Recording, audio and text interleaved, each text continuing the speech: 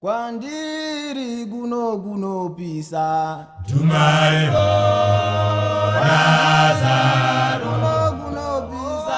Ndokwasai hama munashi ini ndoitwa Washington Cheore uyo ari padivi pangu anoitwawo Sheikh Moche Sango. Isu tiri members zvapupu zvaJesu Apostolic Church Mondoro Apostles. Mufaro wangu hama munashe kusangana nemutoo wakadai ndirivo vamwe vechikwata chezvapupu zvaJesu Apostolic Church Mondoro Apostles. Chikwata ichi chakakwanisa kubudirira kurekodha album redu rekutanga rinova baba vedu mugore ra2014. Album iri rine mavideos ose pamasongo iwo anokwana kuita 6. Album ramabva kuonazve rinova iro ndichaonga Jehovha rine masongs anokwana kuita iwo 12. Masongs ose aya takakwanisa kumabudirira kuti ose ange ane mavideos.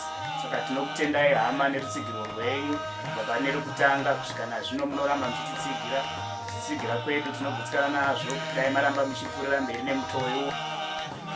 Kana pane vanoda kubatsirana nesu pabasa iri makasununguka kuti tibatane panhamba dzedu dzamuri kuona paskrini mukomborepo.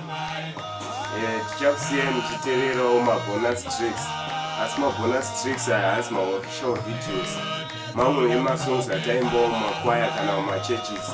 Ndokutendai kuti mugokomborerwa.